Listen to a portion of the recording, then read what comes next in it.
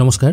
আপনি হয়তো SIR form বিএলওকে জমা দিয়েছেন, কিন্তু যখন অনলাইনে বিএলও ফর্মটি জমা করেছে কিনা এই স্ট্যাটাসটি দেখছেন, তখন দেখা যাচ্ছে আপনার ফর্মটি সাকসেসফুলি সাবমিট হয়ে গেছে, কিন্তু আপনার ফোন নাম্বারটি ওখানে শো হচ্ছে না। এর কারণ কি? এখন আমি আপনাদের সামনে একটি বিএলও অ্যাপ ওপেন করেছি, যেখানে বিএলওকেও আপনি ফর্মে যে সমস্ত ডিটেলগুলো দেবেন সেগুলো ফিল করতে হয়।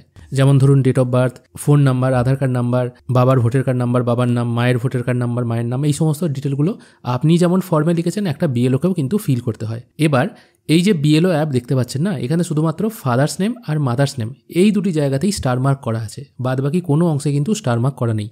তাই একজন বিএলও যখন অনলাইনে আপনার ফর্মটি আপলোড করবে বা সাবমিটের কাজটি করবে, সে যদি শুধুমাত্র বাবার নাম আর মায়ের নামটি ধরে আর ফর্মের ছবি তুলে আপলোড করে দেয়, আপনার ফর্মটি কিন্তু সাবমিট হয়ে যাবে অনলাইনে। তাই যাদের ফোন নাম্বার শো হচ্ছে না, তাদের হয়তো বিএলও ফোন নাম্বারটা না ওখানে লিখেই হয়তো ফর্মটি সাবমিট করে দিয়েছেন, সেই জন্যই হয়তো শো হচ্ছে না। অথবা অনেকে বলছেন কারুর ফোন নাম্বার হয়তো ভুল শো হচ্ছে, একটা দুটো ডিজিট হয়তো ভুল দেখাচ্ছে, এরকম প্রবলেম হচ্ছে।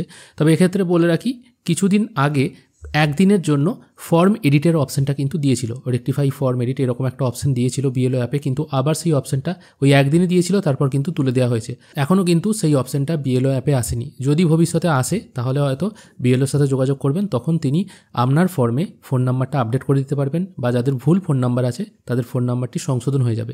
আশা করি আপনাদেরকে বোঝাতে পারলাম বিএলও অ্যাপের সঙ্গে এই ফোন নাম্বার না শো হওয়ার ব্যাপারটা কি। বিএলও যদি মনে করেন তিনি সমস্ত তথ্য দিয়ে ফর্মটা ফিল আপ করবেন, তাহলেও করতে পারেন।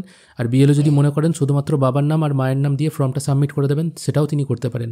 যেহেতু আপনার ফর্মের ছবি তুলে কমিশনকে পাঠানো হচ্ছে, সেই জন্য অতটা ভয় পাওয়ার বা অতটা চাপে পড়ার কোনো ব্যাপার নেই। ফোন নাম্বার আপলোড হয়নি বলে যে আপনার বাড়িতে চিঠি চলে আসবে, এরকম কিন্তু কোনো ব্যাপার নয়। আশা করি জিনিসটা আপনাদের বোঝাতে পারলাম। ভিডিও যদি ভালো লেগে থাকে অবশ্যই একটি লাইক করবেন। ভিডিও দেখার জন্য অসংখ্য ধন্যবাদ। ভালো থাকবেন।